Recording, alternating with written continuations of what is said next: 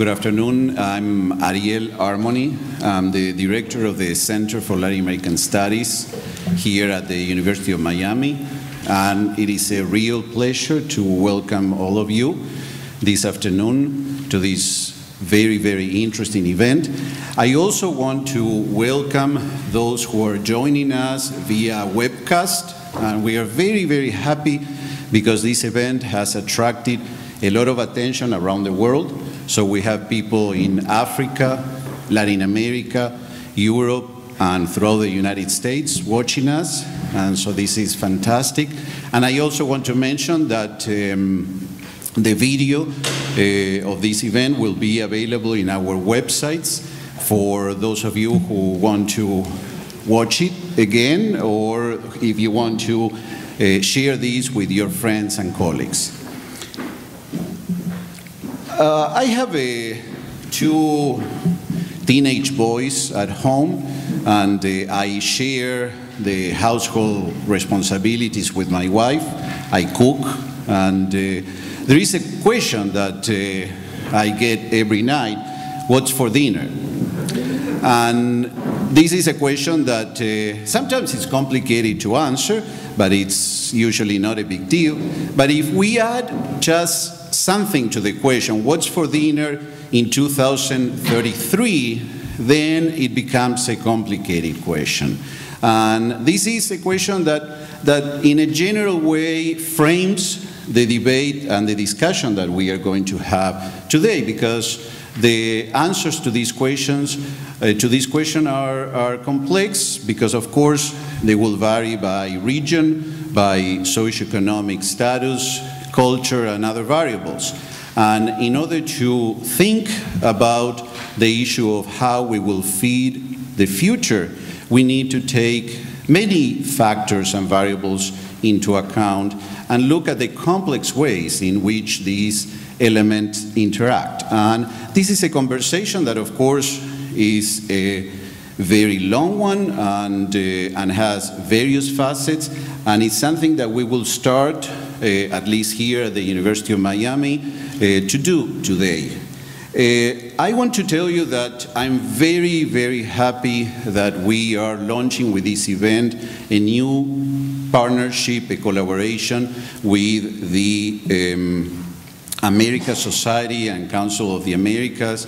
As you know, they have an office here, and we are delighted to be working with Nancy Anderson and Madeline Johnson, and we are really, really interested in seeing that this is just the beginning of a long-term collaboration.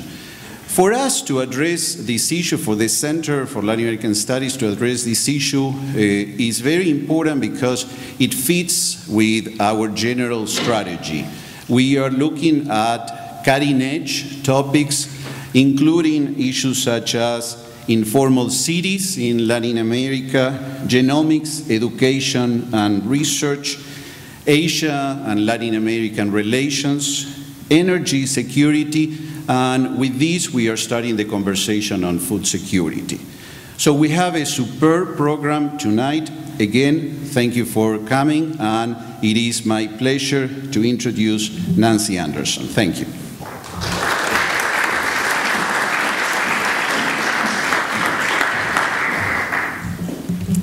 Good afternoon, and thank you, Ariel. We are indeed delighted to have a partnership with the University of Miami and the Center for Latin American Studies. Ariel, thank you and your team for helping us put today's program together on this very important topic. Terrific audience, thank you for joining us. Our panelists, we appreciate you being with us. For those of you who aren't familiar with the American Society and the Council of the Americas, we are the primary organizations that deal with key issues affecting all of the Americas, advocating for engagement and strengthening relations between the public and the private sectors. We work across the Western Hemisphere, from Canada, the US, to Latin America and the Caribbean, to enhance understanding and dialogue, and proudly are celebrating 5 years of having opened up an office in Miami for these prestigious institutions that were founded by David Rockefeller in the mid-60s in New York City.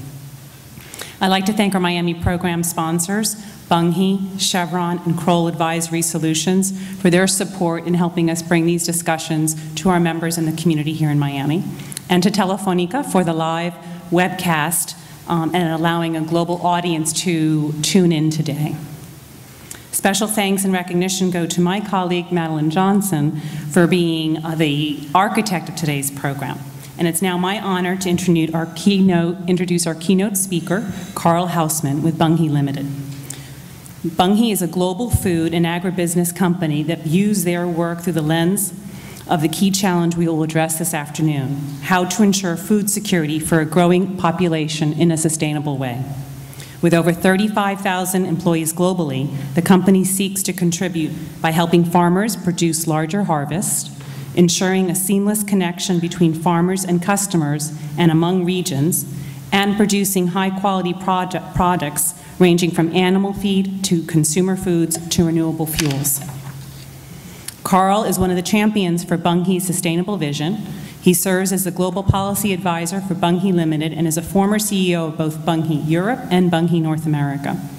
Carl also serves as vice chair for the CGAIR, a global research partnership dedicated to reducing rural poverty, increasing food security, improving human health and nutrition, and ensuring more sustainable management of natural resources. Carl brings 35 years of experience in the food and agriculture industry, having lived and worked in 10 countries across 4 continents. We've asked Carl to frame the challenge we will focus on today: how to meet the food needs of the future. Carl, your experience offers a unique understanding of the capacity we have to meet this challenge, and we look forward to your comments. Following your comments, I've asked Madeline Johnson to come up and help guide the Q&A and then also introduce and frame the panel discussion. Thank you all for joining us today. Carl.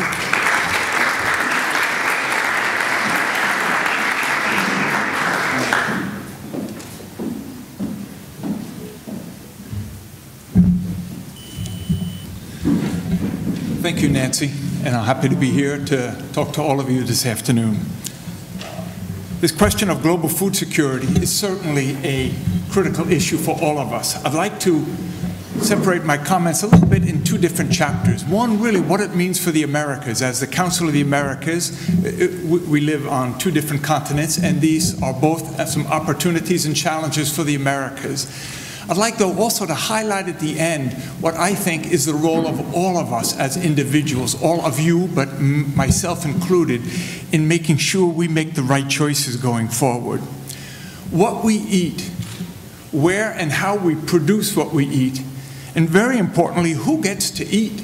These are some critical questions that we need to think about. It's hard to think about that maybe here in Miami, in North America, about who gets to eat, but I think you all are aware that FAO has estimated there are some 850 million people who go to bed every night without having eaten sufficient calories. So this question of global food security is truly a critical one. Next slide. Excuse me, all of the next slides, but I don't have a clicker up here. Let me make sure we're in the right place. I don't want to do any PR for Bunge, but I do think it is important to show a little bit Bunge's perspective, which essentially is my perspective on this issue. French have a great expression, that something called professional deformation. All of us, over the course of our 30, 45, 40 years of work, get deformed in a certain way. So I'd like to give you a view on my professional deformation, what I have been subject to over my career. Bunge is a large global company. Essentially, we are an intermediary between farmers and consumers, between country A and country B. We do this all around the world. Next slide. Very importantly to Bunge, we on the executive management team have spent a lot of time on some defining global issues, and one of them is, what is our purpose? Why are we in business? And the little sentence that you see on the top is something that really puts Bunge in the center of food security. Bunge's purpose is to improve the global food production chain. Unless we can produce enough to make sure that there is access for everybody around the world, we will never have global food security. So I thought it would be interesting to highlight that. Next slide. Next slide, I'll show quickly, but I wanted to show that. I have 3 of my colleagues here, to some extent, at least 3 people in the audience are happy I am here, hopefully more than that. But we have a team of people coming from all around the world. All three of them that are here are from different countries. We have a lot of experience in our area, but all three of them, like me, have suffered the same professional deformation over time. It's important that while we give you our perspective, that we be hearing from all of you what is yours. We need to make this a two-way street, particularly in the panel. Next slide. Next slide is one of my last Bunge slides, but I wanted to highlight a couple key things there. This whole, we think that Bunge is really at the nexus of three very important issues that are absolutely of global importance: food security, environmental efficiency, and economic development. How we use the world's natural resources to produce the food we need is a critical thing, and where it gets produced and whose economy is developing is absolutely critical. Bunge is engaged both internally and externally in these issues. We think that transparency, engagement, and leadership and thought is important. Again, why do I say this? For us to be truly at the nexus of these three subjects, it is important for us to clarify, really, what do we think about this? When I first started doing this, at first I would say, well, it's obvious, but the more you want to take a broad perspective, it is not so obvious how you balance different perspectives here. The more you are committed to engagement in venues like this, you need to develop your own thought leadership or your own thoughts to make sure that we understand these various issues. Next. Now, the challenge of global food security, again, Bunge as a large global trading company, my presentation will have a lot of macro views, but the FAO estimated a few years back that it would take an increase of production of 70% of food to feed the increase in population growing from 7 billion to 9 billion. Now, 70% over whatever it is, 37 years now going forward, seems easy until you put this in absolute numbers. Really, what does it mean? This is a significant number for us to look at. Next slide. Next slide this is a chart I've used in a couple of different venues. I'd just really like to highlight three different numbers here. First of all, in the increase in population from 7 billion to 9 billion, that is only a 28% increase in population over, again, these same 37 years. We think, though, due to improved diets, improved income for people around the world, that will translate into a 70% increase in food production that is required, but a 100% increase in trade. A little more in trade than in total production, because, as we will see later, where population is growing isn't necessarily where sustainable land can be farmed, where we have adequate rainfall, etc. So we think trade will be a bigger part of meeting these requirements going forward. Now, towards the end of this presentation, I'd like to ask a couple of key questions, and trade might be one of your triggers. Do you like it or do you not? We think it is critical for the future, but again, I will ask some questions at the end. Be curious to get your feedback. Next slide. Now, 28% increase in population from 7 billion to 9 billion, again, doesn't seem so big, but then we need to think, well, where is the population increasing? Here we are speaking for Council of the Americas. North America only increasing over these 37 years, only 4% of the population. South American, 7%. We see Europe decreasing by 1%. Essentially, it's Asia and in Africa where the population is increasing. And this is where that key challenge of food security will be most critical to be met. Where are the people who will be looking for this increase in food?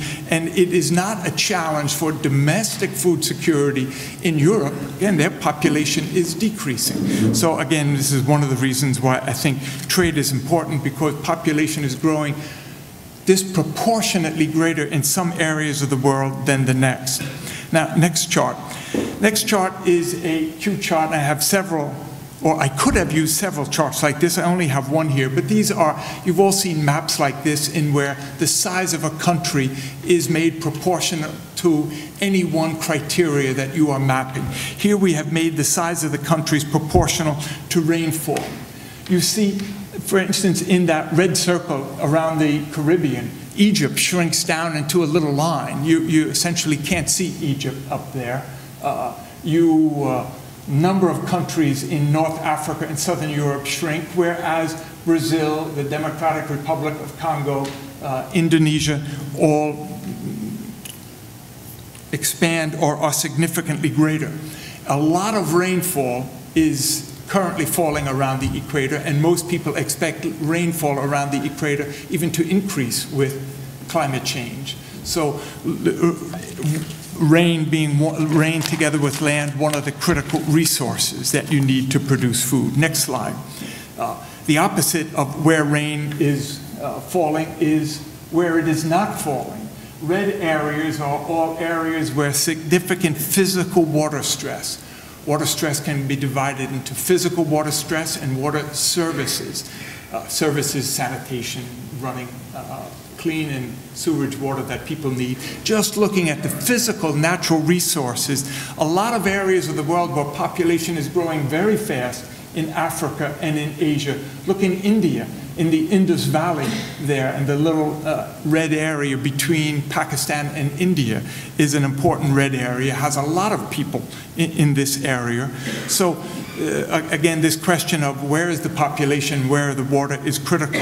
Next slide. Why is it critical? This next slide, I like the title. As a grain trader, we often say rain makes grain. Maybe cute, but it's pretty important when we're looking at weather patterns around the world. What does that mean for production? On the left, one of the little figures that even people, boy, in my company in the grain trade, surprised when they see it.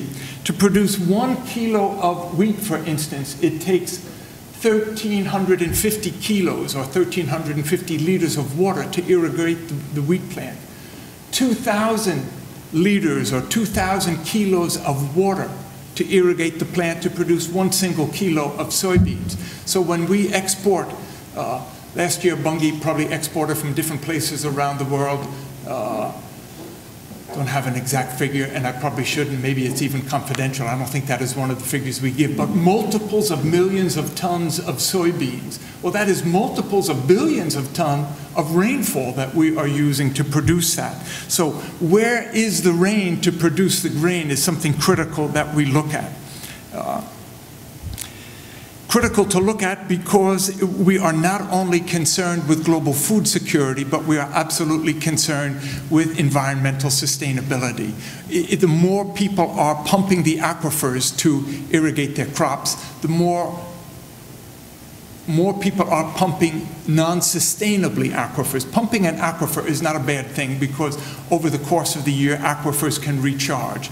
But a lot of places of the world are pumping the aquifers at a greater rate than they are being recharged. So I want to be a little careful not to merely say taking groundwater is bad. It's how much groundwater you are taking to see whether it can be replaced. Environmental sustainability is something that has become very important to Bunge. First of all, because we think we are, first or second, I don't know, you can ask me this question later, we believe we are good corporate citizens. But to the more the farmers who are growing grain are taking water non-sustainably, the less these farmers have an interesting future. And if the farmers who we are trying to intermediate between farmers and consumers don't have a sustainable future, it's something critical for us to see.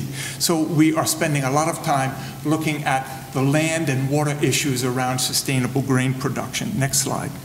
So therefore, food security is absolutely an imperative. I believe it builds economies, raises incomes raises incomes because farmers can grow more in some areas and because consumers pay less through trade than they might otherwise if they are living in an area where that doesn't have as much sustainable resources.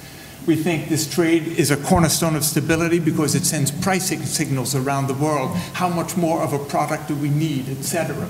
But it also requires this moral obligation to say we are a critical linchpin between a lot of poor, sometimes even rich people, and hungry bellies. We are a linchpin between those areas of the world to make sure that they are producing grain sustainably and exporting to different areas of the world. We think this requires an end to what sometimes might be capricious policies and protectionism from our point of view. Again, I will ask this question at the end, and some forward-looking analysis of what the future will look like. Next slide. Let me go through a couple of slides here quickly to highlight a case study which you all will quickly understand. Bunge is very active in Brazil. We have a lot of employees there, and so therefore it is a country where we all know a lot about. Next slide. But not only is Bunge active there, Brazil is very big in world exports of foodstuffs, as we know. Why? Because they have a lot of land and a lot of water relative to their population, so they are in a position. You look at this chart here, when I first started working in the grain business, boy, Bunge wasn't one in a lot of these areas. Certainly, soybeans, complex, the first two, beef and chicken, sugar and ethanol, orange juice, they were much smaller in these areas 20 years ago, so they have grown tremendously. Next slide. And yet at the same time, Brazil is a source of challenges. Of course we are all aware of this. So while Brazil has been growing, there are a lot of concerns about what is the impact on the environment. Now, again, Bunge is neither a farmer or a consumer. Now, me as an individual, of course, I am a consumer, but we are an intermediary. But it is critical for us to understand, what are we intermediating? We need to be a responsible and careful intermediary to make sure we are neither letting demands of food security go unmet, neither overextend the consumption of natural resources around the world. Next slide. So therefore, there is really a very delicate balance between all of these issues that we need to think of. So the situation in Brazil, there are pluses and minuses on Brazilian agriculture. A lot of farmers in Brazil say this is good for us, the opportunity to meet the challenge. Not only Brazil, North America also. North America has a disproportionate amount of land and rainfall to meet food exports around the world, as does many countries in South America. Local populations, customer expectation, global reputation, these are all issues that certainly Bunge needs to think about. But you all need to think about it too, and we need to pay attention to this. All of this is my work, but this is not my choice. Now again, I have been working in Brazil and in this area, as Nancy said, for over 35 years. I guess every year I say that, it's 1 or 2 years more than that, but that happens to all of us, I guess, anyway. I was just counting, and I need to update my year count, but who cares? Once you get over a certain amount, all of you guys are thinking that's too many already. Again, the point is, this is absolutely my work. This is the way I've made my career, and this is the way I think I am contributing to the purpose of Bunge. But absolutely, it is not our choice. We need to look at all of this together. Next slide. So here is my last slide. I'd like to think about some of these questions with all of you.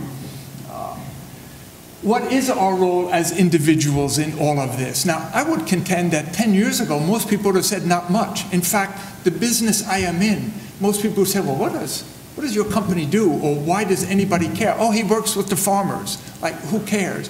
Today, environmental sustainability, food security, food safety, they are the center plate for a lot of us. And so we all have a role in here. National food self-sufficiency or global adequacy. I've been in many panels where people say we are concerned with national self-sufficiency because that is critical for us. One time I had somebody from, actually I shouldn't even say it, but a very small country in the Gulf cooperation area, one of the small countries close to Iraq and Iran. And they say, we're interested in self-sufficiency. Well, how are you going to do this? Oh, we're going to convert a lot of seawater we're going to distill water to grow our own foods. Well, how much does that cost you? Oh, it's very expensive, but we don't trust the global supply. Well, it is critical that people get used to trusting global supply, because only this way can we produce what we need, in my opinion, sustainably. But there are a lot of people who think national self-sufficiency is more important. Protect the environment. Of course we want to protect the environment. But for instance, if there are some areas in Brazil where land and water are available and which they are not available in some small countries in the Middle East, isn't there an obligation to share these natural resources? As long as we are doing that, finding that fine balance. And again, how do we find the fine balance? By engaging openly in discussions like this with everybody, with NGOs, with governments, to find out how do we go forward on this. Intergenerational issues. Boy, this is one that maybe I can't talk about so specifically because it is difficult, but a lot of people thinking, what is the legacy that we are leaving? Well, that's a good question, but also what is the response that we are doing today for the 850 million people who don't have 2,000 calories to eat per day before they go to bed? So what is our role in all of this? And that is something that, in my opinion, the more Bunge engages in panels like this, the more we read about these subjects, the more we work with NGOs and with governments, the smarter we get. Because ultimately, while we are only the private sector and governments and civil society need to influence us, it is the private sector that moves products around the world to meet these needs. So I'm happy to be here with you, happy to hear your thoughts on some of these last questions as well as any that you might have. Maybe more importantly, happy to hear the input of all of the panel that we have today. This is a critical subject for all of us, and I hope we all leave the room here in a couple hours a lot smarter than we entered it. Thank you very much.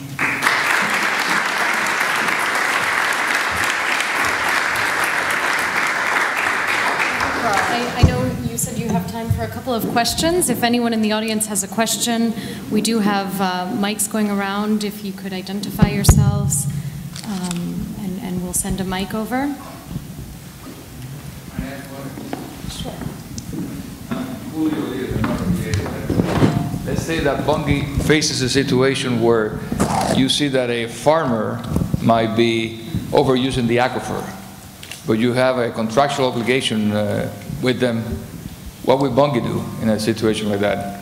And what do you think they should do? Yeah, first of all, these are tough questions. Number one, we have some issues like that. And year by year, how much a farmer can pump the aquifer to irrigate his corn in an area, typically an acre of corn will absorb more water than an acre of wheat. So in some dry areas where wheat normally is grown, some people say you make more money if you pump the aquifer and grow corn. I don't know, number one, how much the aquifer is going down. Pumping the aquifer per se is not a bad thing. It's a question of what happens when the whole water table is going down. What Bunge is looking at is trends over time to see what is happening over time. And we think it is important for us to be aware. We also know that some of the NGOs and governments are doing some of the same work. And they're asking me, Carl, are you looking at this thing to be aware of what is going on? So again, it is not up to us to discipline per se somebody who is doing something that is legal, but it absolutely is part of our role to engage in a conversation to find out what we should be doing. So that is the tough one, but I'll give you maybe an easy answer to the same question.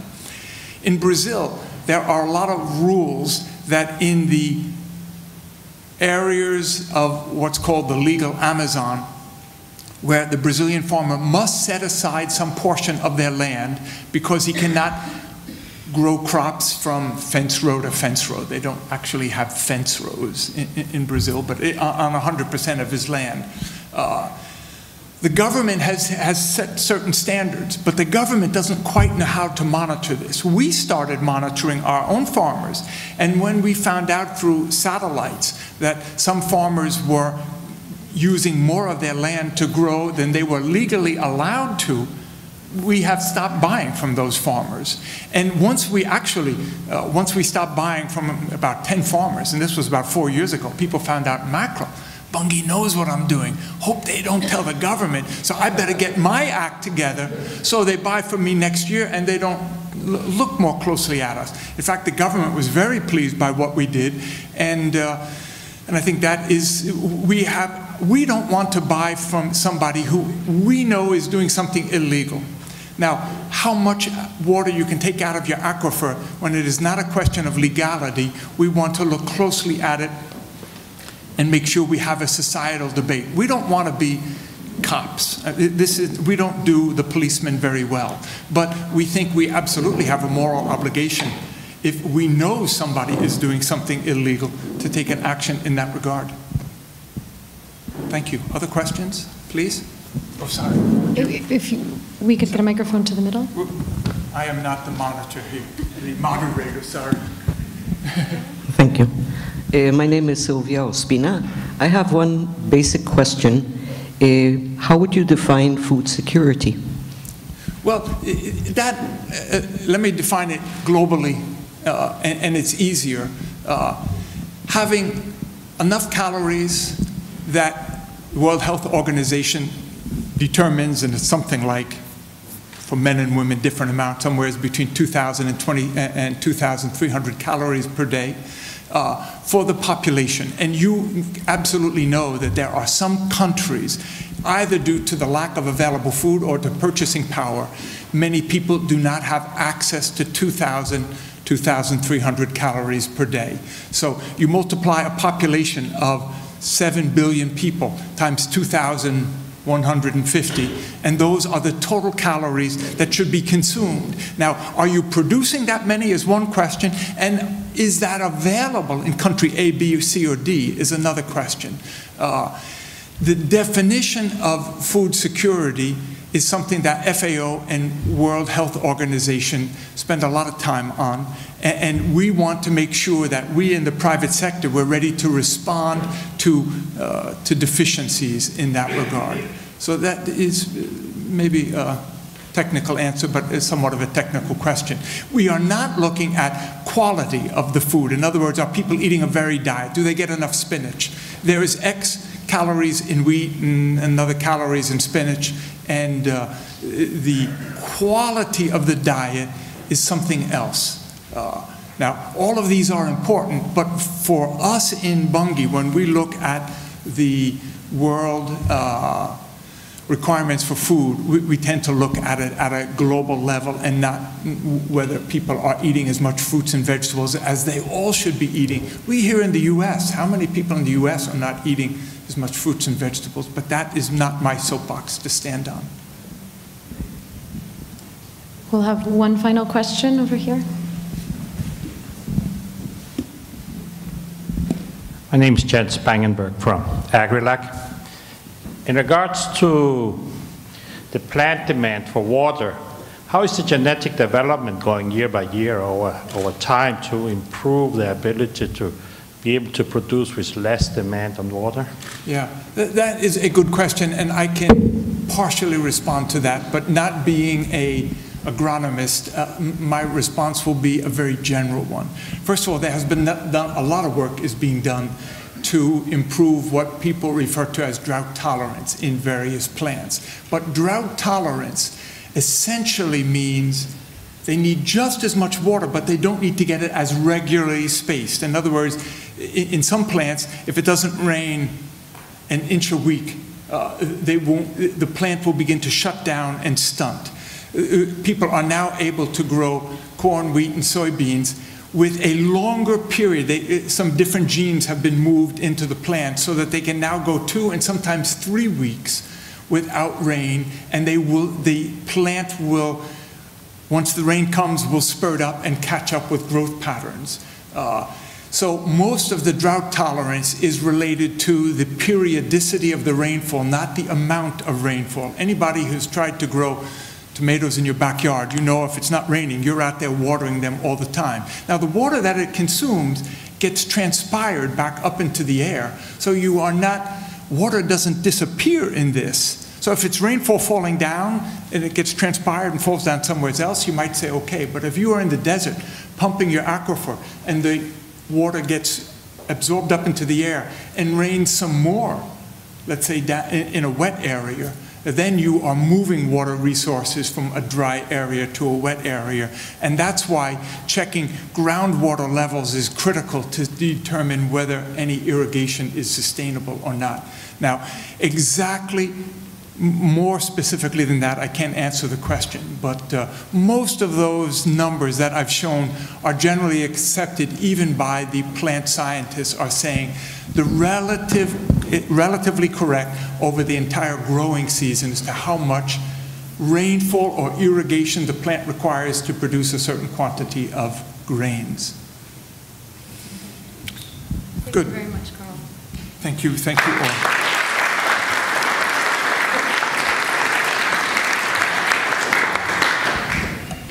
Thank you again, Carl. We appreciate your remarks, some of the questions that you raised about how Bunge's viewing this issue, and also the choices that we all have in our personal and professional capacities. It is now my distinct pleasure to invite our panel to be seated, if you would all come up.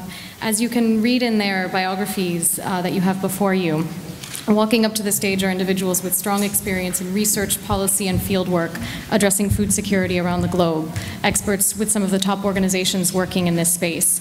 Nick Nelson with the Food and Agriculture Organization of the United Nations based in Washington, D.C., Gary Alex with USAID, also in Washington, Jefferson Shriver with Catholic Relief Services based in Managua, Nicaragua, and our moderator, Miguel Garcia with ICA, the Inter-American Institute for Cooperation on Agriculture based in Miami. They'll share insights on their work, building capacity and competitiveness among small rural farmers, fostering necessary infrastructure development, and developing innovative solutions to ensure sustainable food resources.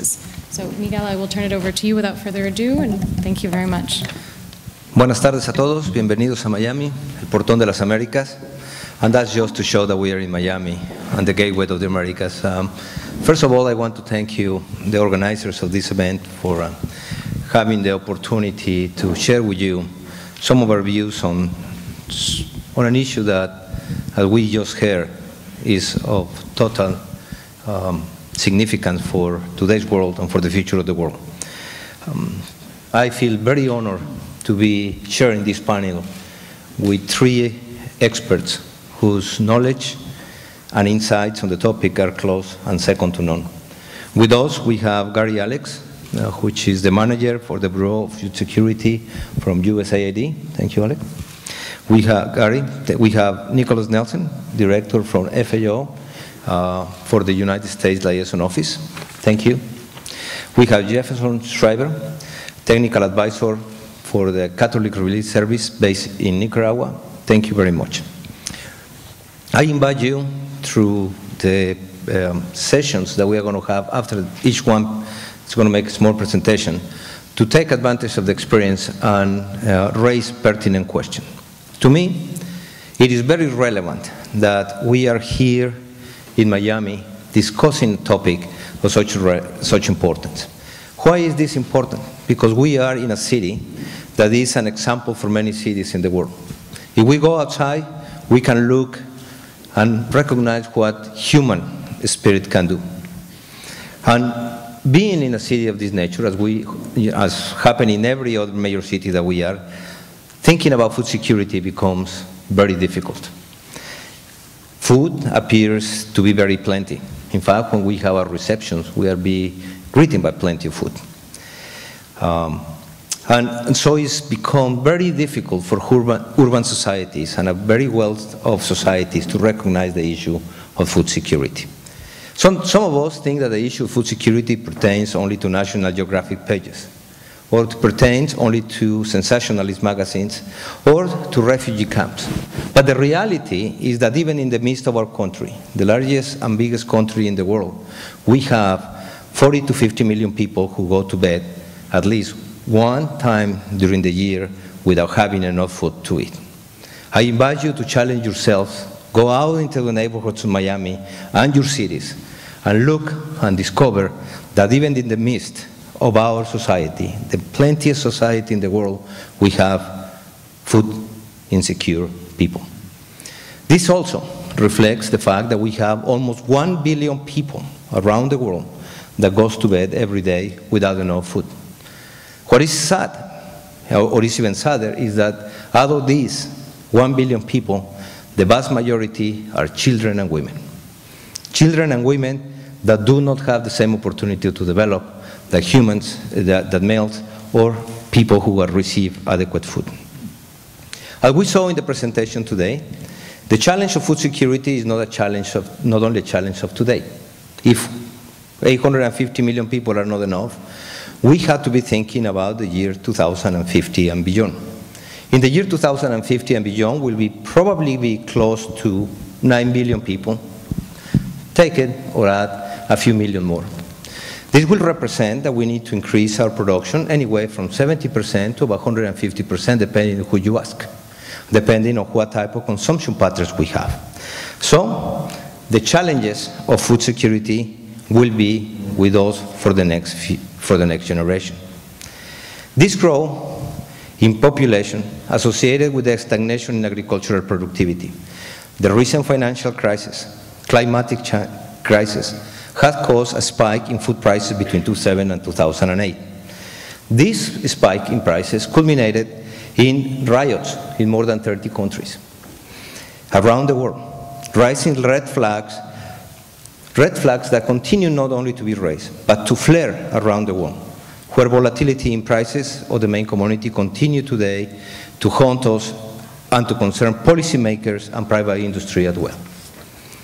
As a result, the issue of food security is a real issue, a permanent issue, an issue that requires participation of governments, private sectors, and non-governmental organizations. I'd like to take a few minutes to share with you what we understand by food security. Food security is a concept, like many concepts, that has evolved.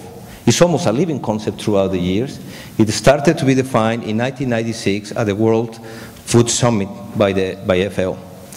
And basically this concept today has 5 major components. The first component is availability. Food security implies that we have to have food available for all people. The second thing is that we have to have accessibility. People need to be able to access this food. Third, we have to have stability. We have to have food that is food supply that are stable throughout the time. Fourth, this food has to be of certain quality and safe. Yeah. And finally, a new concept is the concept of sustainability and the usage of this food. So, food security is when all people, at all times, have access to safe, nutritious food to maintain a healthy and active life according to their cultural and religious preferences. Traditionally, we look at agriculture as the only activity responsible for food security. I believe that agriculture has a critical role in food security, and it may become the backbone of this issue. However, it is not the only activity responsible for food security.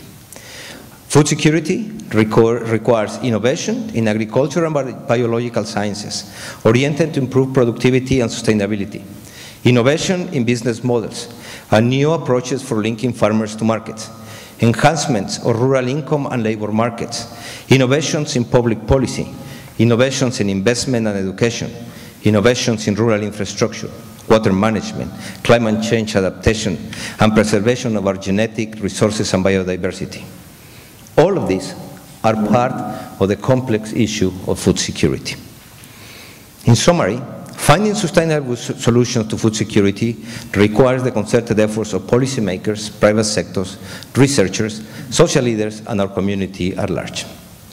Allow me to make some brief comments about food security in Latin America and the Caribbean, since this is the main topic of our conversation today. In general, food production in this region of the world has grown, but major differences exist between countries and subregions. We have probably some of the largest food exporters in the world, but we also have very severe food importers, including Haiti and some of the less developed Caribbean islands. Agricultural productivity during the last 20 years has slowed and needs to regain its dynamism, especially if we want to avoid further destructions of ecosystems. In general, countries in the region have been able to reduce poverty levels, hunger and malnutrition. However, large social inequalities in the region exist. Some of the countries with the largest inequalities in the world remain in this region. The problem in the region may not be the availability of food, but rather the access to it, where income plays an important role.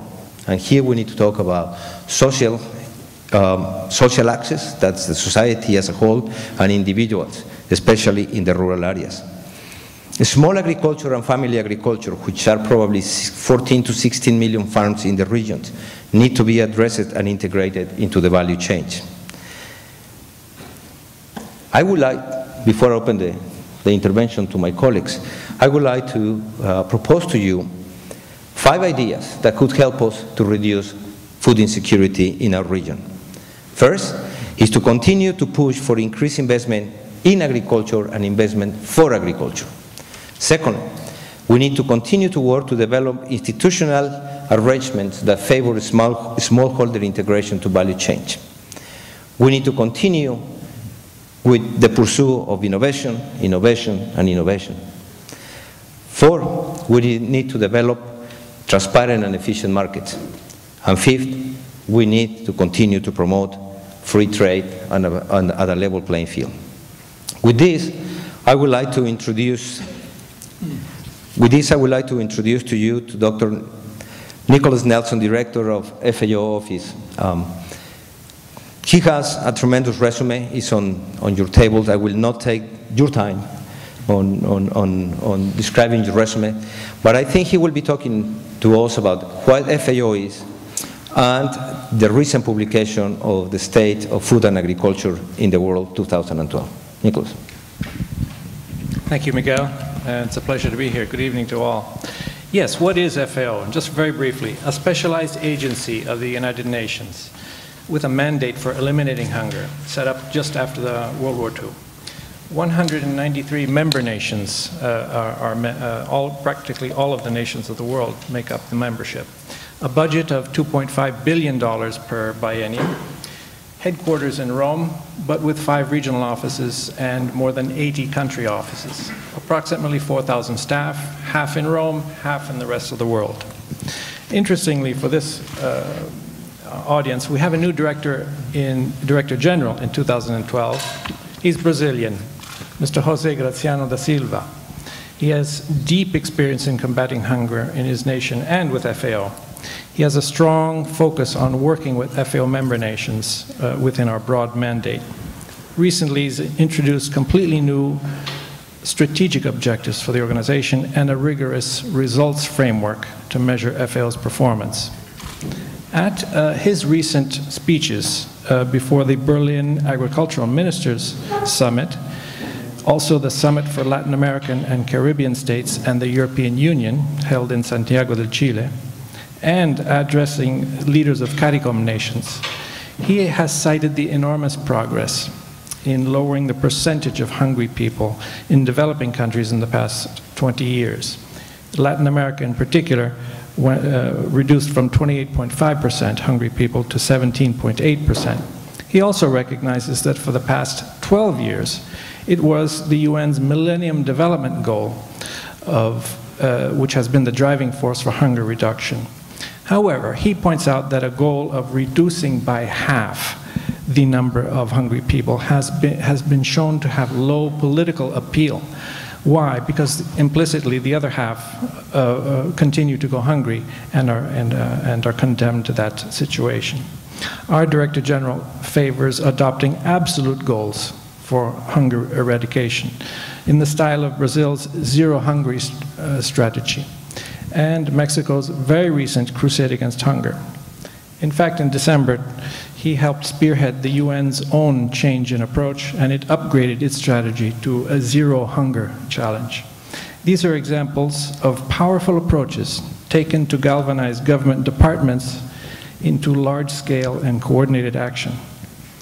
So what are the conditions for success in these campaigns? FAO's State of Food and Agriculture, it's one of the organization's annual flagship publications, available entirely on the FAO website, makes the case for more investment in agriculture, which improves incomes and livelihoods of the world's poorest, especially in the rural areas. Why? Because in terms of meeting the Millennium Development Goals on poverty and hunger, It has been documented over the last 20 years that those nations, low-income and middle-income nations, there are 47 countries who were able to keep a positive rate of investment, on-farm investment. They made the greatest progress towards reducing the number of hungry. 25 countries which more or less didn't have any rate of increase, and 16 countries which had negative rates of investment, on-farm investment, had no progress and stagnated or worsened their hunger situations. The FAO's State of Food and Agriculture provides data showing that farmers are the main investors in agriculture. In 76 low and middle-income countries, they invest $170 billion per year. Sound like a lot? Not really. Just $150 per farmer per year. Because so many of these farmers are poor, facing unfavorable conditions, and cannot risk to invest more. However, farmers' investment is still, collectively, still 3 times more than all other sources combined. That's direct government investment, private investment, and so on. Mr. Graziano is calling on governments and the international community to increase investment in agriculture. He points out that official development assistance from donor countries for the agriculture sector is down from 20% of the total assistance in the mid-1970s to just 5% in 2010.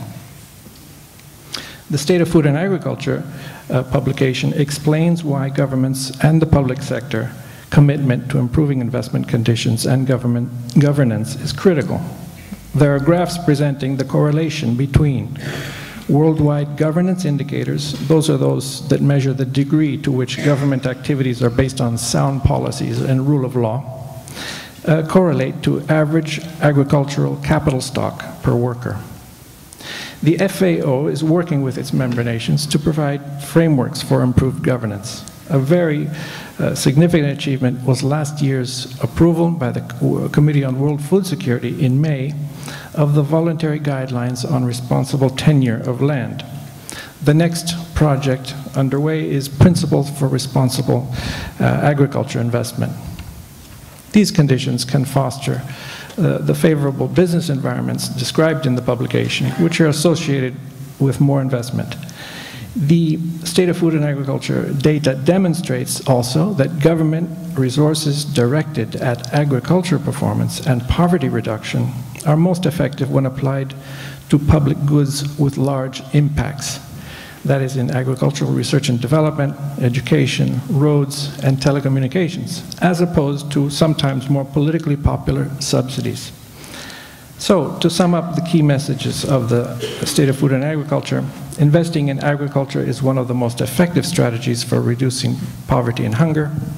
Farmers are the largest investors in agriculture and must be central to agricultural investment strategies. And a favorable investment climate is necessary but not sufficient. Why? Because small farmers need special assistance to overcome the barriers. And large-scale investments need special attention to ensure broad and sustainable developments. And lastly, governments should focus on public goods with high social returns. Thank you. Thank you. I think the report of FAO highlights some very important information.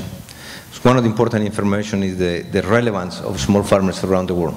Small farmers around the world have a big gap in productivity, and they produce about 80% of the total foodstuff that we eat.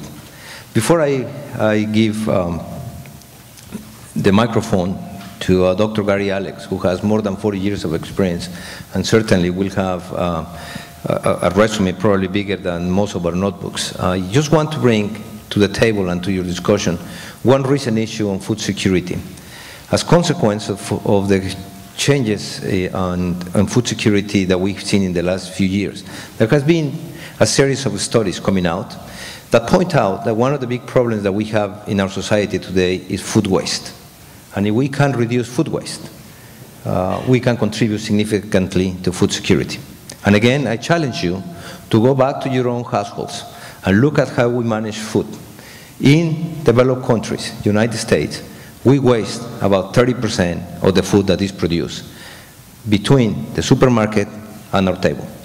With this other piece of evidence of food security and the complexity of it, I would like to give the word to Dr. Gary Alex, who now he's the Feed the Future initiative of the USAID. Thank you, Miguel. Excuse me, I'm pleased to be on this panel today, and pleased that we're addressing this issue of food security. We really went through many years of complacency, I think, as we saw food prices declining, actual improvements in reducing numbers of the poor and numbers of hungry around the world. But that complacency was shattered in 2008 with the increase in food prices, and the food price crisis, as we call it, really was a wake-up call and brought the focus back to agriculture and food security, and has stimulated a lot of thought around the world in forums such as this. And it's essential that we continue this. In the U.S. government, the sort of attention to agriculture might be reflected in the number of technical staff that USAID had in agriculture. And the number dropped from something like 350, maybe in the early 1980s, to arguably around 10 in the early 2000s, or 20 in the early 2000s. Happily, we've addressed that problem and increased staffing in agriculture over the past 10 years or so, past 5 years mainly. But it shows the renewed focus on this, which is also reflected mainly in the initiative that President Obama announced in 2009, the Global Hunger and Food Security Initiative, or better known as Feed the Future Initiative, which has a goal of cutting the rates of hunger and poverty by half. The initiative is very broad in scope and scale. Some of the core investments are focused on 19 countries where the program is funding community or country-owned plans in multi-year strategies to reduce food insecurity. It also contributes funding to a global agriculture and food security program managed by the World Bank that also invests in food security related programs. And it addresses, seeks to address nutritional outcomes as well as increasing productivity and production of food, raising the goalpost in some ways in looking at the impact of the program's investments. The program also seeks gender equity and looks to build human and institutional capacity in the countries that it works in to provide for sustainability of the food security advances. I'll come back to that a bit later. It's an area that I've worked in especially throughout my career. But along with that, the Feed the Future initiative has brought a new commitment to agricultural research and is focusing research in 3 strategic areas. One, raising the productivity frontier, or increasing the productivity of individual crops and livestock. A second is transforming food production systems in some of the main production regions of the world. And third is improving the food and nutrition quality of the food. It has also brought an attention to policy and agricultural policies that impact very, very importantly on food security, especially in areas of agricultural trade, input supply, and water and natural resource policy. On top of all of this, it seeks to build resilience in agricultural systems. The local capacity and linkages and ability to avoid, mitigate, or recover from food crises, which have been recurrent in some areas of Africa especially, but where there's chronic food insecurity because of weather, climatic factors, or other. That's a pretty ambitious program, and that leads to one of the key aspects of the Feed the Future initiative, that it's based very strongly on partnerships. It's a whole of government initiative within the U.S. With USAID, my organization or home organization, playing a major role, but also drawing very heavily on U.S. Department of Agriculture, the Millennium Challenge Corporation, the Department of State, and Peace Corps, and others. It's also very much a global effort with the G20 partners, and it involves strong partnerships with private sector, NGO, local governments, and civil society. A good example of the partnerships come in the fairly recent initiative that was announced at the 2012 G8 summit at Camp David, which was the New Alliance for Food Security and Nutrition. This was a commitment by G8 members, African governments, and private sector partners to lift 50 million people out of poverty over the next 10 years. The African countries are committing to needed policy reform. Some 45 private corporations, I think many of you here represented here today, are also committing over $3 billion of investments in programs and projects that will impact on food security. And the U.S. government will contribute to this program with its investments in the Feed the Future target countries. It's only with this broad partnership and private sector involvement that we have hope of achieving some food security and advances there. But the advances must come with sustainability. And the Feed the Future initiative seeks to address this.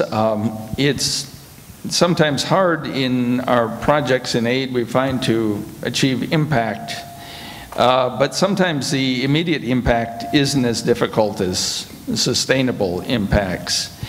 We have a recent review of programs funded through our PL 480 food aid programs that looked at 10 projects or programs in 3 countries, and found that in terms of the outcomes of the programs, they were generally very successful at the end of the 5-year projects. But on a review 2 years after that, the level of success was much qualified. There was still impact, but the adoption of technologies and the impact level had declined, and that's something that we must commit to, building local capacities, systems, and linkages such that we can sustain the impacts. We're working with partners in the U.S. universities and private firms and others to build centers of expertise in some key areas. I've been involved with some of that, looking to find better ways to make our investments and sustainable impacts from investments in agricultural education, extension, information services, agribusiness or value chain development, and agricultural policy, to name a few.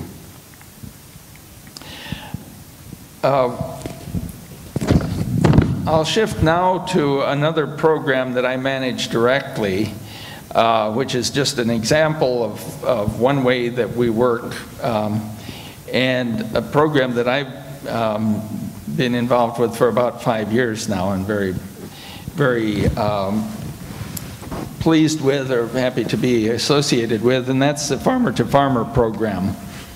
It's a volunteer program funded out of the U.S. Farm Bill and funds Americans to go on short-term volunteer assignments overseas. Since it was started as a pilot program in 1986, it's sent 13,000 volunteers on assignments to about 100 countries. It's implemented by U.S. Private voluntary organizations and universities. I think one of our longtime partners, Favica, may be here today. Yes, and we appreciate your efforts. It's been a program that's been very successful, according to evaluations, and the impacts are pretty substantial, probably for two reasons. One is careful selection of the hosts, the local partners that the volunteers work with, and these are often agricultural cooperatives, private farmers, agribusinesses, training institutions, community groups, and others. They're selected because they're interested in change, committed to it, and have some ability to make change and adopt innovation. And the second reason it's been successful is because of the quality of the U.S. volunteers and the commitment that they make to their work. This is just one example of a program working on capacity development, but I think it shows what can be done even in a small way. With that, I'll wrap up, but I look forward to questions and discussions later. Thank you. There is no doubt that the small farmer and the family agriculture is at the center of this discussion. It's not only at the center of the discussion, but it appears to be at the center of the solution. Many of the initiatives that have been implemented throughout the years in the different regions have been successful. They have immediate success, but many of them fail to be maintained throughout times. That shows that we need to work better with small farmers. We need to find innovative ways to empower them to be the master of their own destiny. And I think we need to look at examples of success stories that take place at the farmer level. And I think Catholic Relief Services is one of the prime organizations around the world that has really dirt between the nails and the fingers. They have really dust on the boots because they really work with small farmers. I'm very happy to introduce Dr. Jefferson Schreiber, which will share with us some of these experiences at the farmer level. I hope that the learnings that we have from these interventions will help us to create a continent of success for the integration of the small farmers to the value chain. Thank you, Miguel. And thanks for the opportunity to share with you all today, and thanks for your interest in these issues. As Miguel said, I think my unique contribution to this panel is to ground our discussion more at the farmer level. So I'm going to take us today to the coffee lands of Guatemala and Nicaragua and El Salvador. So we're going to put our collective rubber boots on and to see some of the changes that we're seeking in the field. But before I go there, I just would like to talk briefly to give you some background about CRS, about Catholic Relief Services. CRS is the official international humanitarian agency of the Catholic community in the U.S. We were founded about 70 years ago. I'll give a parenthesis to say that today is a significant day in Catholicism globally, as you may all know. But if there are any questions about asking about insight about why the Pope has resigned, I'm going to defer some of those questions to my colleagues in the audience, as I'm going to talk about agriculture. To talk about a CRS, we have presence in some 100 countries globally, and in Central America we have had a country presence in most of those Central American countries for the past 50 years, so we have long-term presence there. Our story in agriculture has been a traditional focus on food aid and on subsistence agriculture, as you can imagine by our name.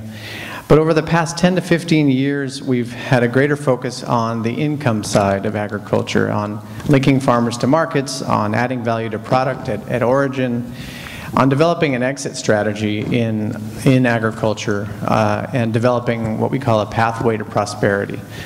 So I'll talk about that a little bit. This is also what I have done in my professional career for the better part of 20 years in Central America. So let's go back 10 years and imagine ourselves in the rugged highlands of Nicaragua, where there is no electricity, no potable water services, muddy roads, a sparsely populated community. The houses are made of adobe and tin roofs, and you're surrounded by coffee shrubs everywhere you turn, as coffee is the #1 income earner and employment generator for the country's economy. So we're going to focus on an individual farmer with 2 hectares who earns about $2 a day, who has yields of about 5 to 10 sacks of coffee per hectare. And this farmer is acting in isolation, selling raw material at the farm gate to an intermediary, in this case a big company in the area that picks the coffee up at the farm gate in a truck and pays the farmer the cash immediately. The farmer receives the lowest price point dictated by that intermediary, as he has no knowledge of the market forces around him. He receives fertilizer and pesticide in advance from the intermediary, which locks him into the lowest price market, the lowest value market. He has no relationships outside the farm, and certainly no voice or participation in the local government. In addition to coffee, he grows corn and beans, and he burns those fields in the dry months with little to no fertilizer, using almost no improved seed, gets very low yields, and the corn and beans is mostly for family consumption. He's seeing his topsoil soil eroding down the hill, and there is little moisture in the soil year-round. There are very few shade trees on the farm, on the coffee farm, which requires that shade as part of the agriculture system. And he only has 1 or 2 of shade tree species, and the shade itself is very sporadic. He's using the few trees available on the farm for firewood, so there's a deforestation process. The coffee plants on his farm are beginning to die during the dry season, which just seems to get longer and hotter. And in the dry season, he works as a day laborer on larger farms, or he may migrate to the city or go to Costa Rica, and some of his neighbors are even going to the US and not returning. This is the way he and his father and his grandfather have made their living for the past 100 years. And as we know, this produces a cycle of poverty, of environmental degradation, and vulnerability. Okay, so we're going to fast forward now 10 years and look at this farmer in 2012, after a series of interventions from CRS, from the US government, from other agencies. This farmer is now using soil and water conservation methods for his cash and staple crops. As a result, he's accumulating topsoil and retaining more soil moisture year-round. He's starting to plant hardwood and fruit trees as intercropped in his coffee. This is creating a microclimate for his coffee and additional food and fuel resources for his family. He's organized in a rural business cooperative. This is one of the most important things, and he's selling the coffee with other farmers in greater volume, quality, and added value. He's now processing his coffee on the farm. So he's depulping, fermenting, and drying the coffee, and he's delivering that coffee to the cooperative storage and processing facility, where they finish the drying, they select it, and they directly export it. The cooperative has bought a coffee tasting or a cupping lab, and now measures their cup quality with the same standards as the importers and the roasters up the chain. So now he speaks the same quality language as the buyer. He also has a regular line of credit with a microfinance institution or a bank. His cooperative has a direct relationship with a social investment fund. which is providing larger loans for longer terms at lower interest rates. He now has certified his farm organic and fair trade, adding value and market access opportunities. His cooperative now has direct market relationships with 2 importers and negotiates prices annually based on their own knowledge of market trends. The organized farmers now go together to town hall meetings of the local government and participate in commissions to persuade the government to invest in things like rural roads, electricity, and water services.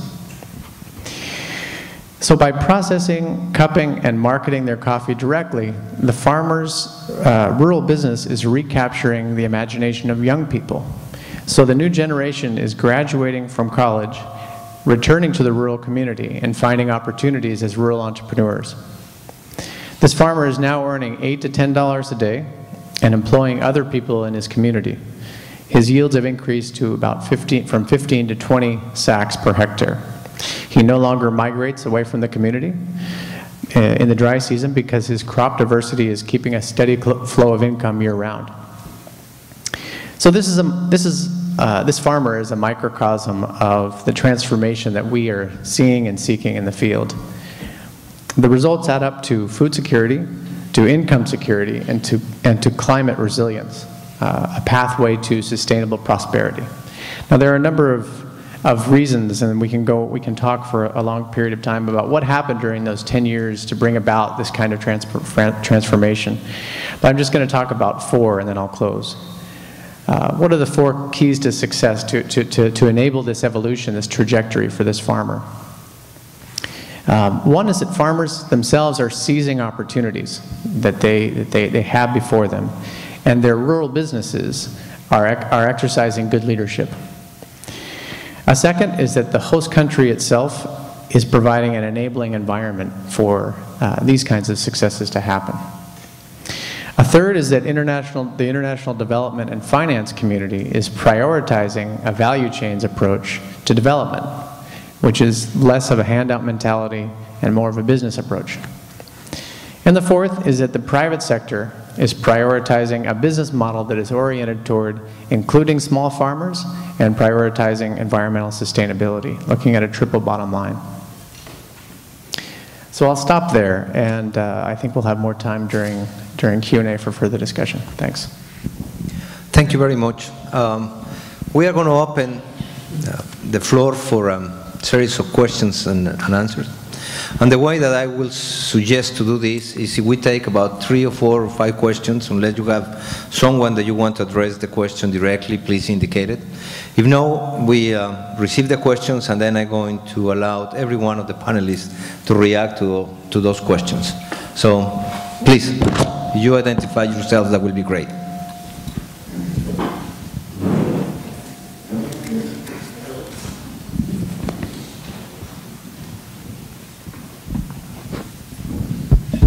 Hello, I'm Felipe Arango from BSD Consulting. I'm from Colombia.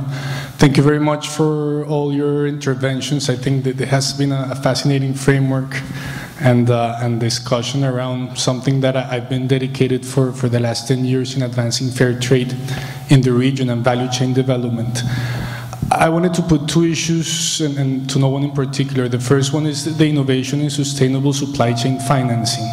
Some of you mentioned it briefly in the need to create new solutions to the ways in which small farmers have access to investment and to credit capital, and to how to finance the value chains and their sustainability in an integral manner, if there is some innovation or thinking around it.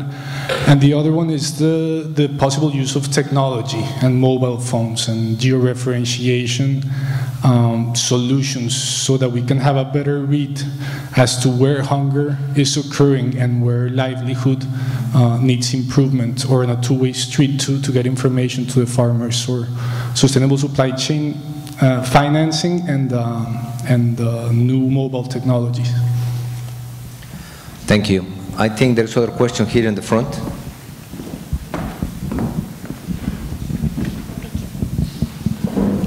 My name is Sonia Diaz. I was curious, what role do GMOs play in food security, specifically when it has to do with safety and sustainability?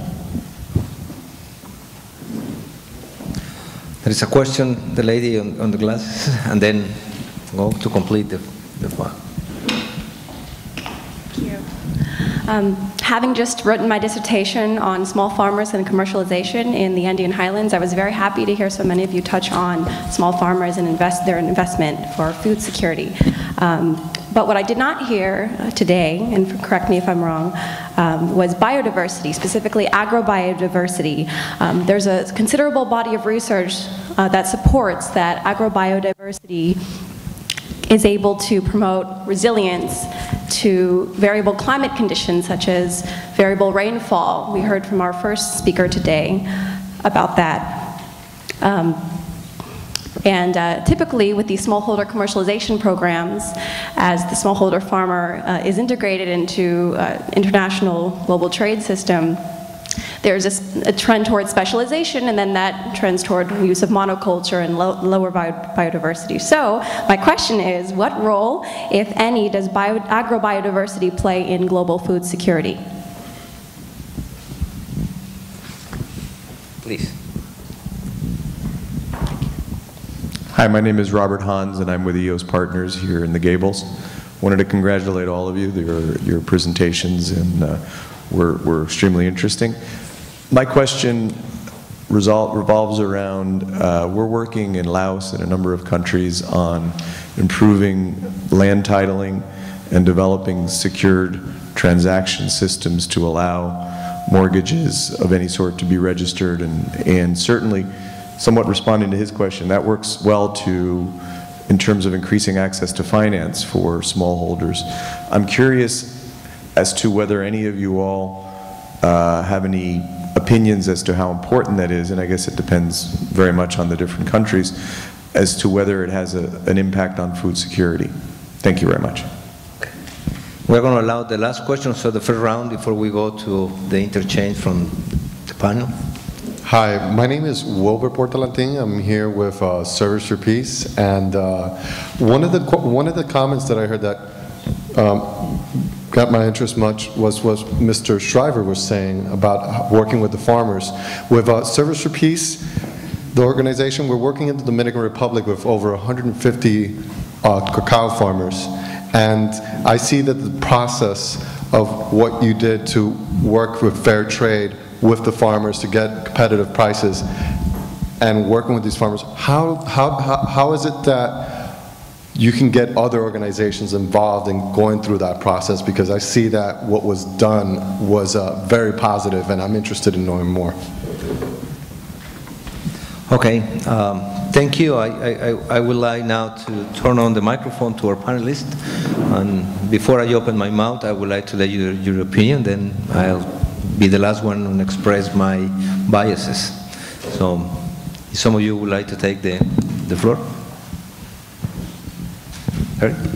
I'll respond on a couple of things. The land tenure issue clearly is a big constraint in a lot of countries, and it's one of the policy issues that the Feed the Future target countries are dealing with.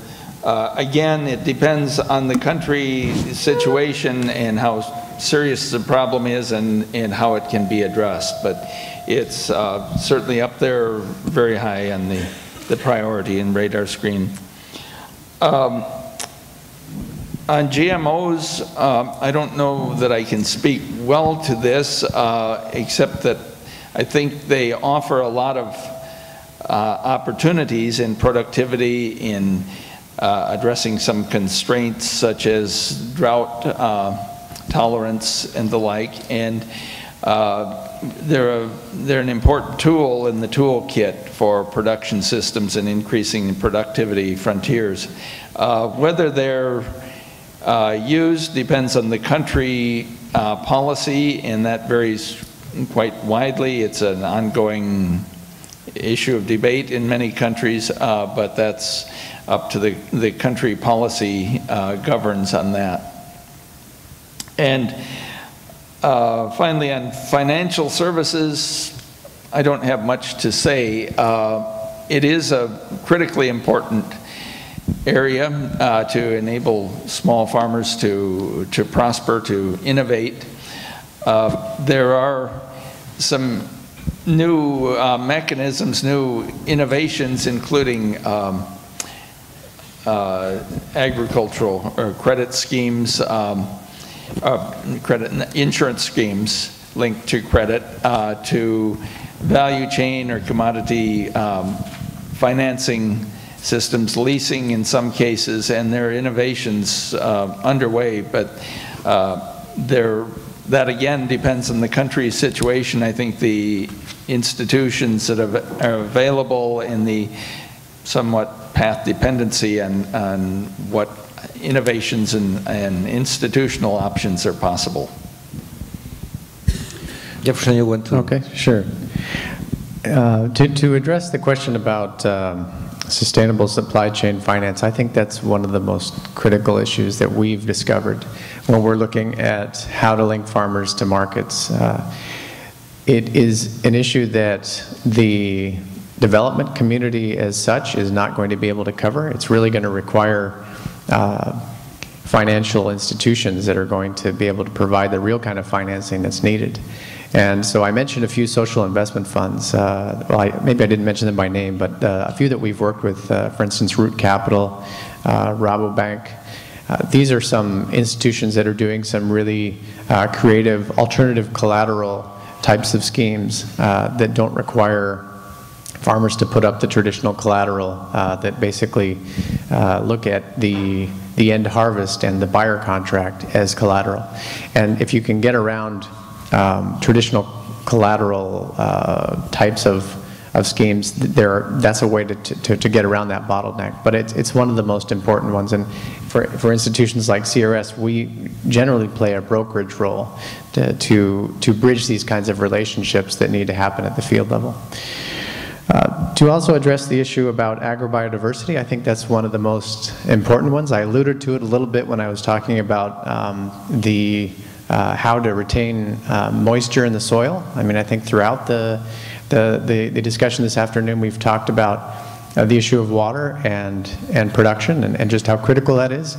We come at that issue from looking at different approaches that retain the maximum amount of water and moisture in soil systems. So we look at where we feel really strongly about agroforestry, or the inclusion of trees in an agricultural system.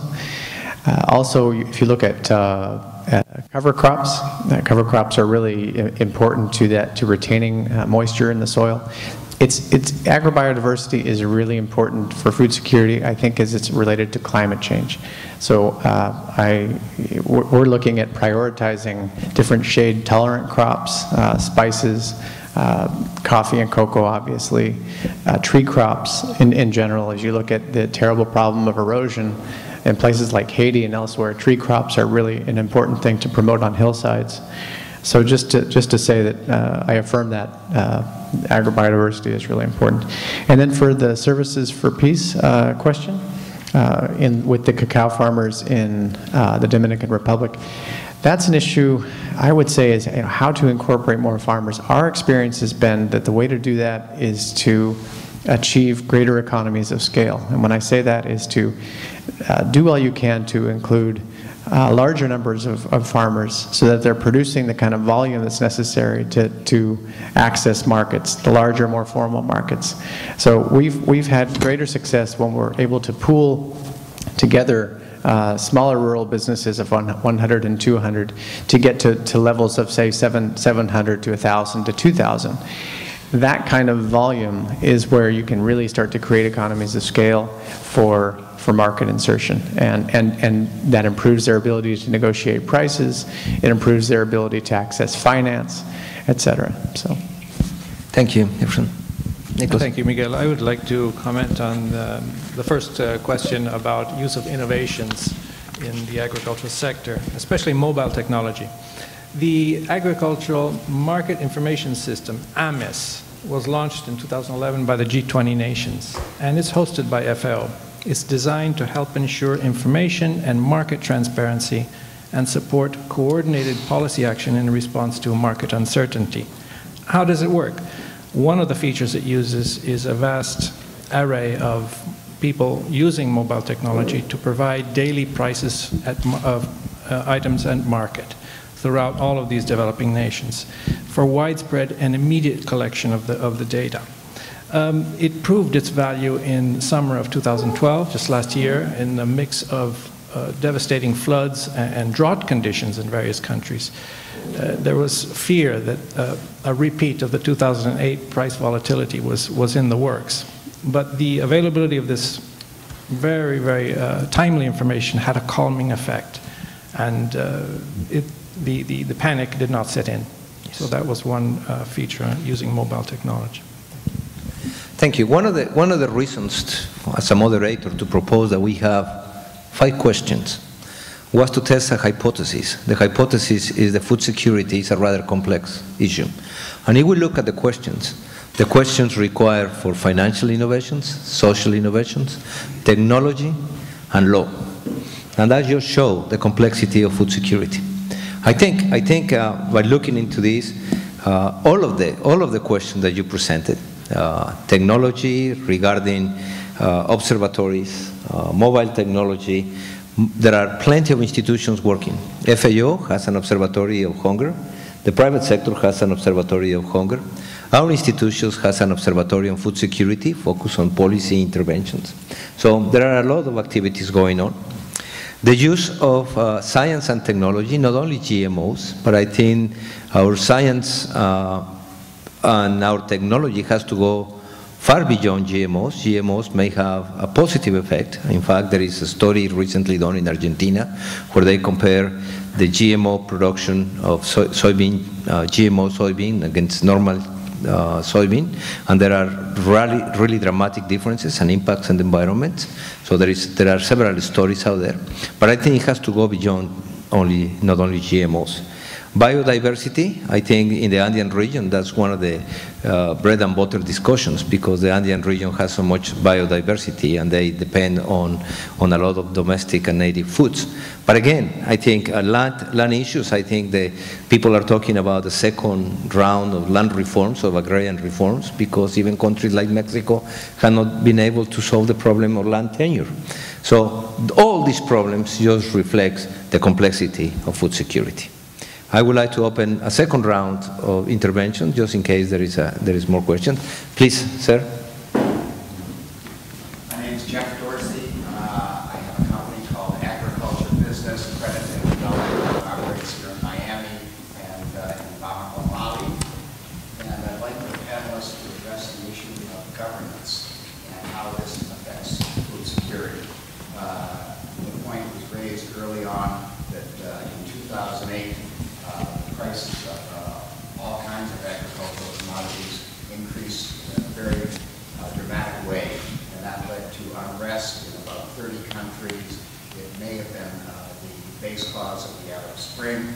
There was a change in government in Mali in March of last year. The change was very popular, in part because of the price increases due to very poor governance within the country. I'm wondering, since the UN agencies and USAID are signatories to the Paris Accords, which channel resources to governments, many of which are quite corrupt.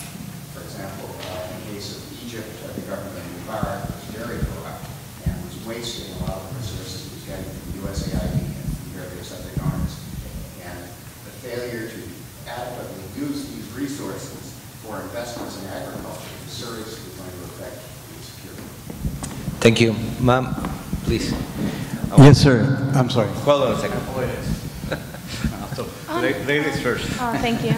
Hello, my name is Adina Berkowitz. I'm with Responsible Charity, and I'm based out of Miami. Obviously, availability, accessibility, and sustainability are all very important factors in food security.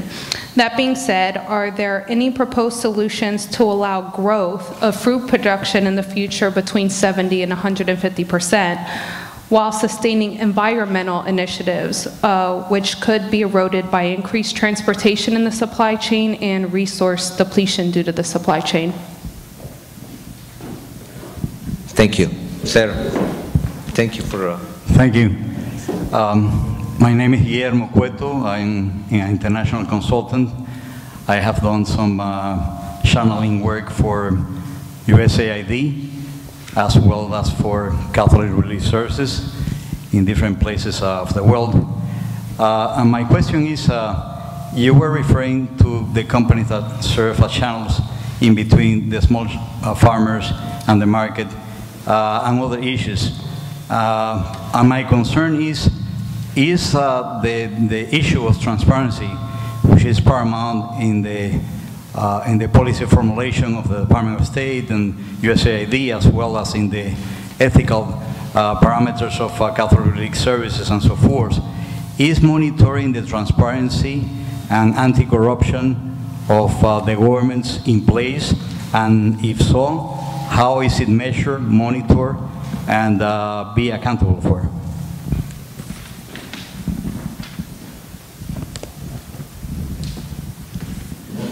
Is there any more questions? Yes, the last one. Steve Kakoff, the Kakoff Group Language Solutions. There's been no mention so far of how our oceans play a role in food security, and I was wondering if we could get some comments from the panel on that. Thank you. The last question today. Yes, Ileana Porras, University of Miami. I'm at the law school, and I teach sustainable development. And one of the, I actually have two little points. One is, I would actually like to hear the reaction of the panel to the question posed by our keynote speaker, in which he drew the opposition between the objectives that some people posed, which is this idea of national self-sufficiency in food, and on the other hand, this idea of globalized food security, which requires, as he put it, increased trade and a real focus on trade. And so I'm very interested in hearing what the panel has to say about that opposition, but also in terms of the strong focus on trade. The second point I wanted to make is really more calling to attention a little paradox that came to me as you were speaking, which is that, again, getting to the question of what the meaning of food security is, and we had at least one definition which focused on sort of a very caloric idea of food security. And then when we were hearing about the success story of the Nicaraguan farmers, and I have nothing against coffee, but I will point out that, of course, coffee has no caloric value. And so it is a very interesting paradox, if you like, as we talk about food security, how to think about the importance of the agricultural production of a vast series of crops that have, in fact, very little, if you like, caloric value if we're working towards food security. So how do we think about that? Thank you very much. They told me that we need to cut after the response, but we can stay all night trying to argue philosophically and technically around this question. So I'm going to turn now to our panelists if they want to have an opinion to this very exciting 6 questions again. Nicholas. Thank you. Again, I'll start with the first questioner who asked about the effect of governance on food security. It's a tremendous effect. It's one of the enabling conditions that nations strive towards. You have to put in, we all put in context the tug of war, let's say, between individual nations pursuing their own self-interest and the community of nations knowing or trying to agree on standards and on best practices. FAO, amongst several of the UN agencies and other entities, are striving to provide the frameworks for the community of nations to agree on and to use that as examples to go back to their national arenas and find a way to introduce these standards into legislation, into their constitutions. We'll give an example of the declarations for the right to food over the last decade in Latin America, from 0 to 8 countries today have enshrined the right to food in their legislation or in their constitutions. So governance is essential. The State of Food and Agriculture publication dedicates at least half of its content to the importance of governance and all of the features there. I'll go to the last question, if I may, on the oceans and the relevance to food security. A tremendous relevance. This is a vastly expanding area for resources and production of food. One of the technical departments of the FAO is dedicated to the fisheries area. And again, frameworks have been constructed amongst the community of nations for guidelines on responsible fisheries. And these are foundations for the nations to bring back to their national realities and introduce the rules of play, let's say. Thank you. Thank you, Nicholas. Jefferson or Gary? Yes, on the question of governance, no argument that many countries are poorly governed and corrupt, and it's very difficult to make any progress in such cases, and that was one of the criteria or the basis for selection of countries that get increased investment and the Feed the Future initiative.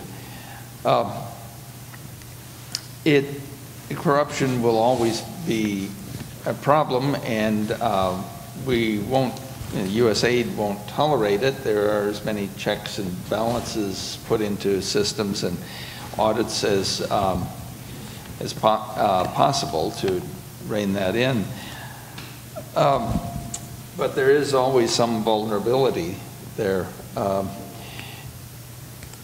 Then on the question of funding through governments is an issue that I've looked at in looking back at some of the USAID's historical investment. There seemed to be a trend in the very early days of, I guess, even back into the 1940s or 50s, that there were a lot of US technical specialists providing direct services, implementing programs, even into the 60s. And then there was a realization that that wasn't efficient and sustainable, or whatever the reason was. There was a shift then to working through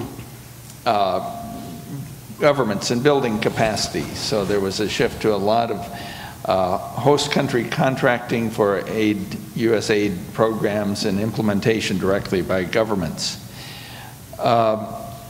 That went on through the, probably through the 1980s into the 70s and 80s, and then partly because of problems with corruption, I think, and just the bureaucracy of it all, the pendulum swung back to funding US NGOs or any local NGOs and contractors to do a lot of the programs. And at one point, I was in a meeting where the administrator of USAID was asked about corruption in government systems. This was in the, probably in the mid-90s.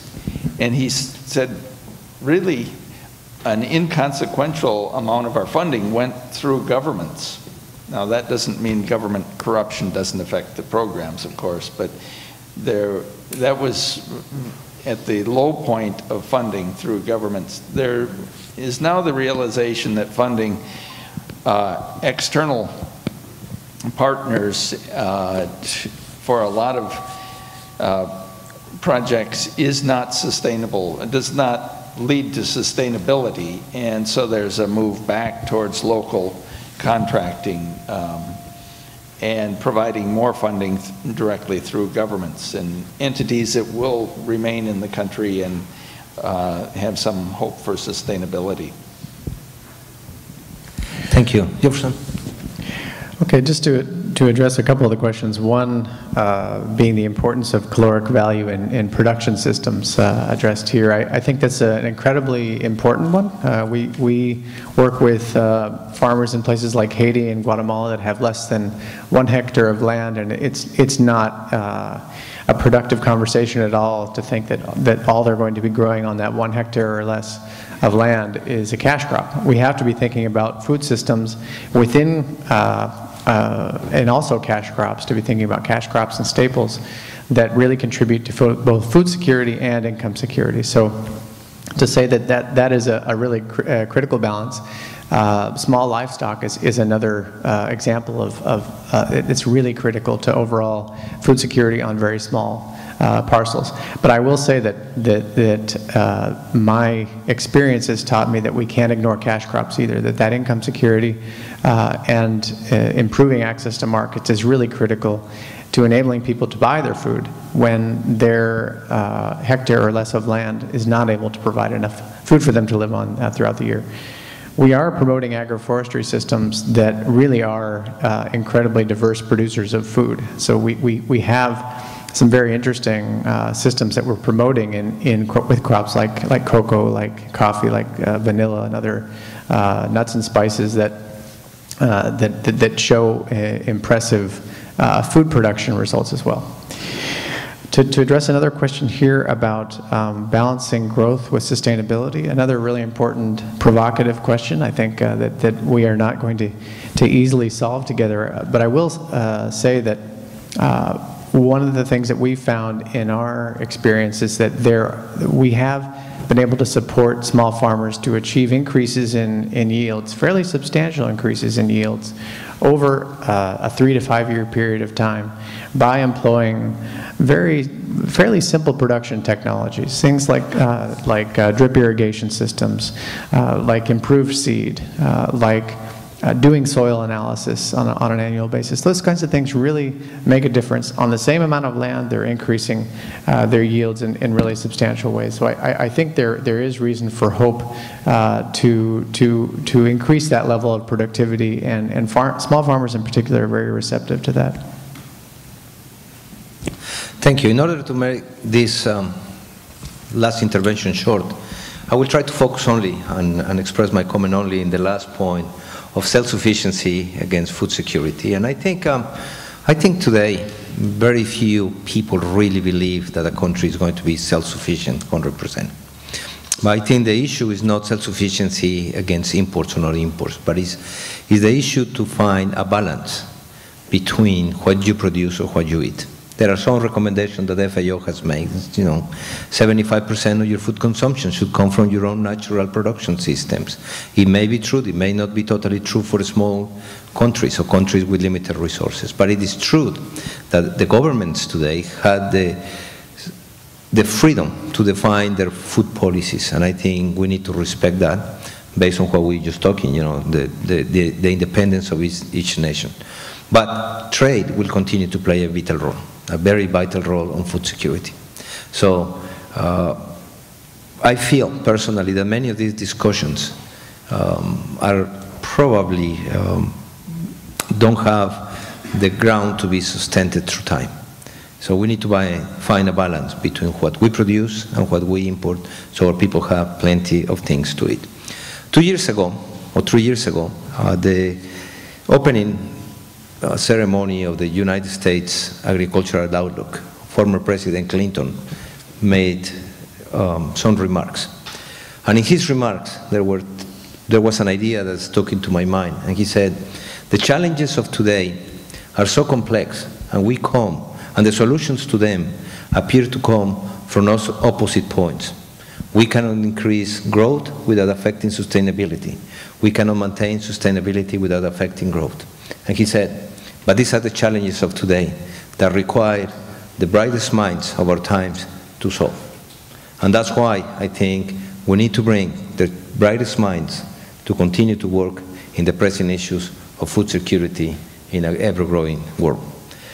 I invite you, in the name of our organizers, to our cocktails, to a reception outside, and probably that can help us in our personal food security. Thank you so much for coming.